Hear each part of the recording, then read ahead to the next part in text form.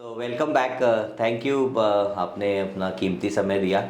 मेरा जो second question ये रहेगा गौतम जी को कि अभी इन्वेस्टमेंट्स में बहुत लोगों ने साइडवेज में अपना पैसा रखा हुआ है, इन द सेंस कि बिकॉज ऑफ ये जो असमंजस है कि सीज फायर हुआ है कि नहीं, या इस तरह से अर्निंग्स वापस आ रही कि नहीं, तो इन्होंने जैसे बहुत खूबसूरती से सारे फेजेस और लेवल्स बताए बियर रन के, बुल रन के। तो जो अभी जो इंडिकेशन आ रहा है कि फिर से नया बुल रन जो स्टार्ट हो रहा है इंडिया में, तो अभी गौतम जी मेरा क्वेश्चन आपसे ये है कि अभी फंड्स डिप्लॉय करना चालू कर देना चाहिए या थोड़े समय तक और वेट करना चाहिए और क्लैरिटी आने देना चाहिए? विकास भाई, स्टॉक मार्केट में अब हमेशा क्लैरिटी के लिए बहुत महंगी कीमत चुकानी पड़ती है।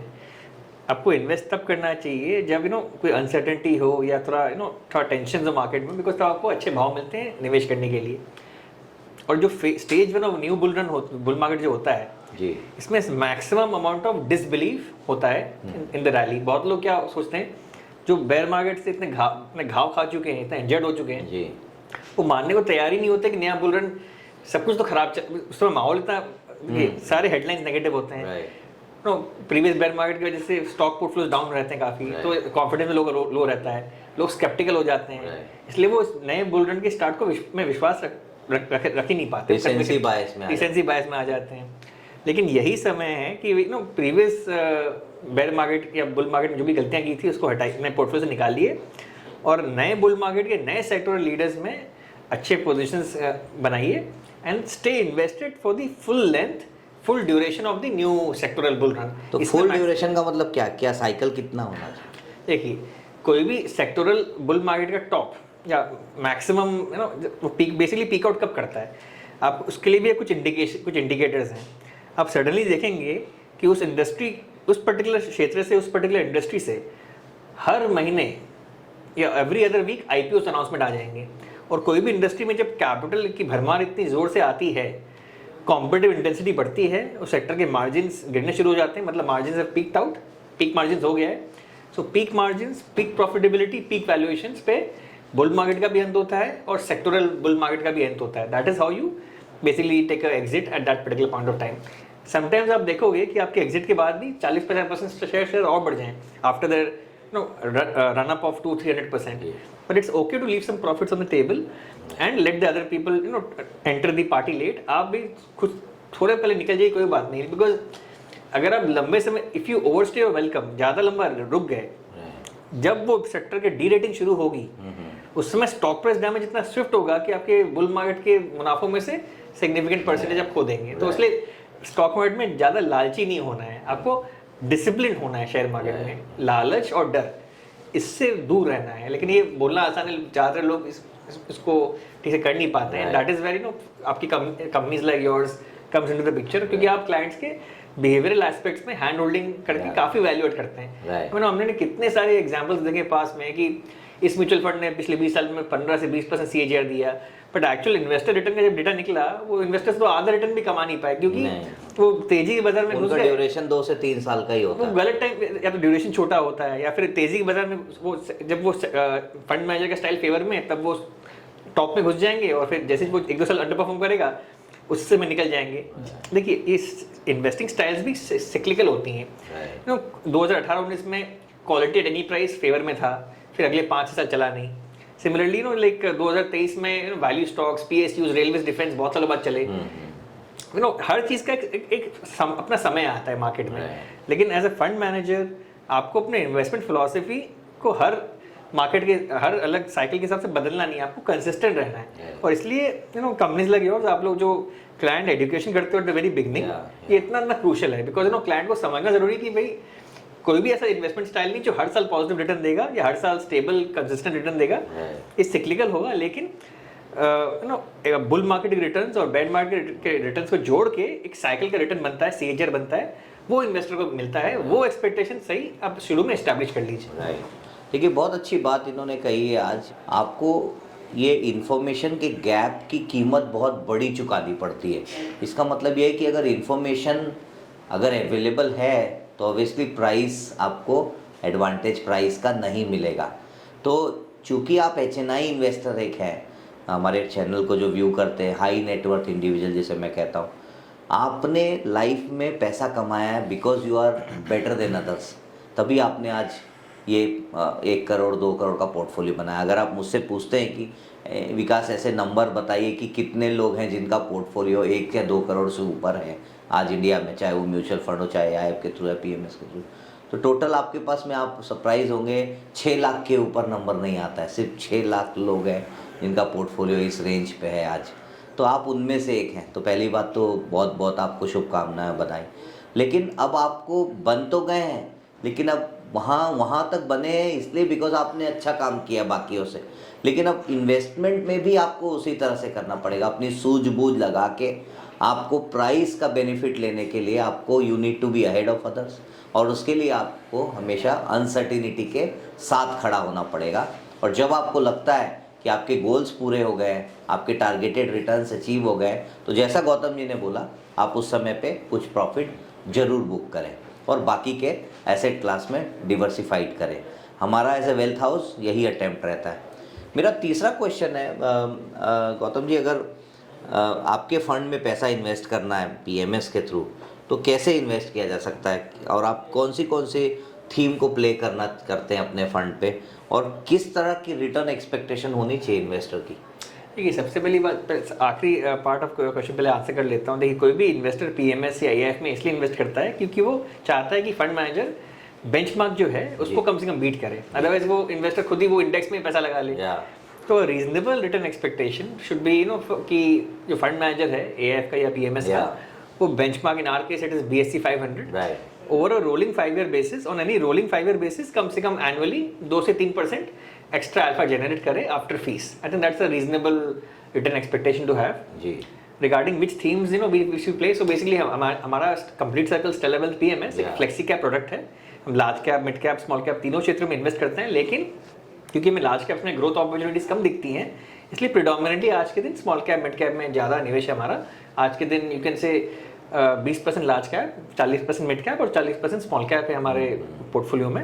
और हम कौन से थीम से बुलिश हैं? देखिए, जहाँ हमें लगता है कि देखिए हर नए बुल मार्केट में नया सेट ऑफ लीडर्स एस्टैब्लिश होते हैं, राइट? हमारा मानना ये कुछ ये नया, हर बुल मार्केट का लीडर जो होता है कुछ नया क्षेत्र में होता है। फॉर एग्जाम्पल, हमें लगता है कि इस बार क्योंकि इंडिया ने US, Europe, various other countries के trade deals announce, bilateral trade deals announce की हैं, तो सर्टेन क्षेत्रों में एक्सपोर्ट ओरिएंटेड जो कंपनीज हैं, for example precision engineering exports, auto ancillary companies जिनमें डिफेंस एंड एरोस्पेस में भी वेंचर करने की कैपेबिलिटी है, इन सब क्षेत्रों में हमें लग रहा है काफ़ी अच्छा ग्रोथ आ सकता है। तो aerospace, precision engineering and auto ancillaries / defence ancillaries, ये एक्सपोर्ट ओरिएंटेड प्लेस काफ़ी अच्छी करनी चाहिए।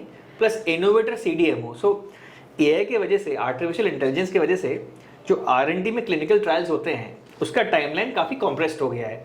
तो कॉन्ट्रैक्ट रिसर्च कंपनीज या CRO कंपनीज के लिए इतना अच्छा नहीं है, लेकिन अभी प्रॉब्लम डिस्कवरी की नहीं होगी, अभी प्रॉब्लम होगी किसी के पास well functioning, compliant, large established manufacturing capacity है कि नहीं। यहाँ पे जो इंडिया में जो CDMO कंपनीज है जो इनोवेटर फार्मा के साथ काम करती हैं, उनके लिए बहुत ब्राइट फ्यूचर क्रिएट हो रहा है। इसलिए आप देखेंगे कि काफ़ी सारी हमारी लार्ज एस्टैब्लिश CDMO कंपनीज जो हैं, लॉरस लैब्स हो, डीवीज लैब्स हो, ये स्टॉक रिकमेंडेशन नहीं, बस एग्जांपल के तौर पर शेयर कर रहा हूँ, ये बड़े बड़े कैपेसिटी एक्सपेंशन अनाउंस कर रहे हैं। क्यों? क्योंकि अब ग्लोबल लार्ज फार्मा को बड़ा कैपेसिटी चाहिए जहां वो अपना इनोवेटिव मॉलिक्यूल्स आउटसोर्स कर सके डेवलप मैन्युफैक्चरिंग के लिए। तो innovator CDMO is also a sector जो अच्छा करना चाहिए। Plus auto OEMs and auto ancillaries also I think should do pretty well over the next few years. So आपको मिनिमम 50 लाख आप लेते हैं, तो आप क्या स्टैगर्ड करते हैं इन्वेस्टमेंट, या आपको 50 लाख दिया इन्वेस्टर तो आप ये लेवल पे आप डिप्लॉय कर रहे हैं? It's a function of market condition. तो अभी से वैल्यूएशन रीजनेबल हैं तो will deploy all at one go. लेकिन अगर हमें मान लो ये पैसा देते टुवर्ड्स द एंड ऑफ 2024, तब हम स्टैगर्ड अप्रोच लेते और स्टैगर्ड वे में करते, क्योंकि यूफोरिया चल रहा मार्केट में।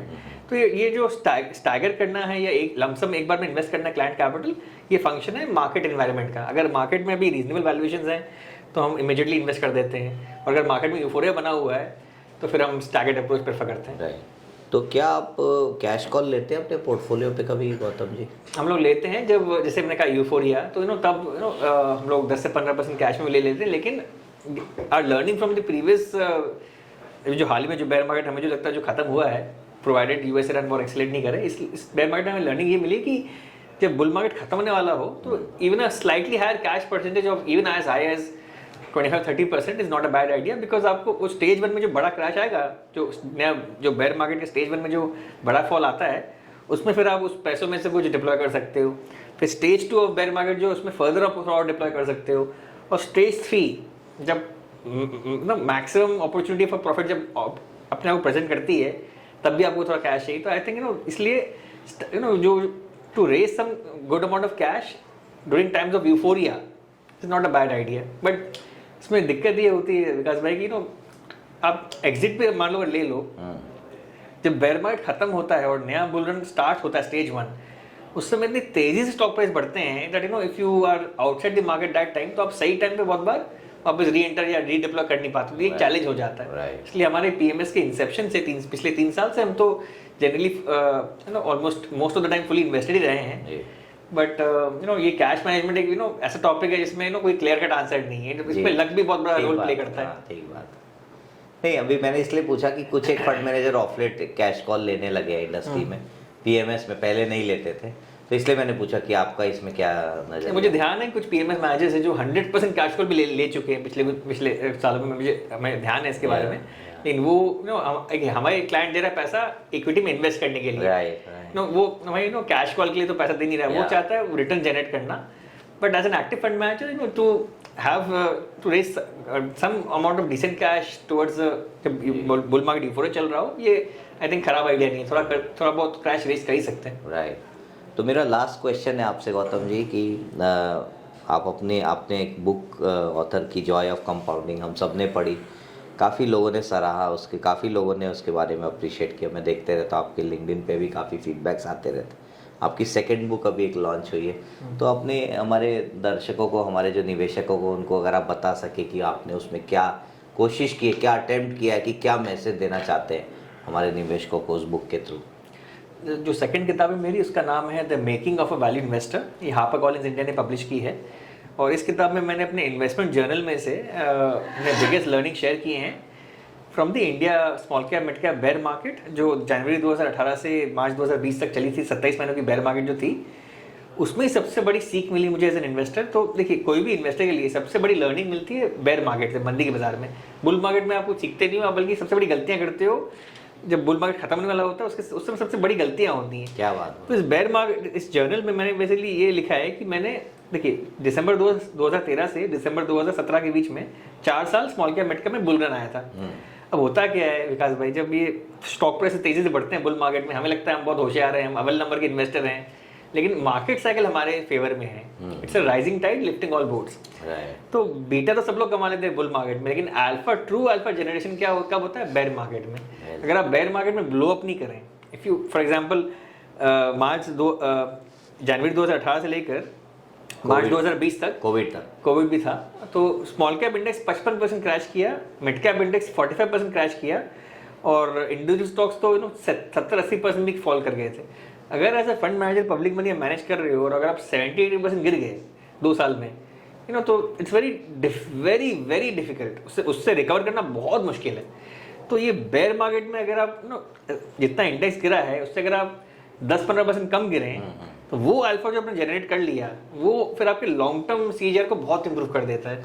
तो आइडिया है इसकी क्लाइंट लोग कैपिटल को बहुत जिम्मेदारी से इन्वेस्ट कीजिए, हाई क्वालिटी में कवरेज मत कीजिए। Towards the end of the bull market, जो स्टेज 3 जो मैंने बोला, जब आईपीओ क्यूआईपी यूफोरिया चल रहा है और डूबियस कंपनीज के आईपीओ आ रहे हैं एसएमई स्पेस से, उस समय आपका मैक्सिमम टेम्पटेशन होगा कि मैं भी शॉर्टकट लेके डाउन द क्वालिटी कप जाके जल्दी पैसा कमाने के लिए ये डीप सिक्लिकल या कमोडिटी स्टॉक या एसएमई स्टॉक खरीद लूँ।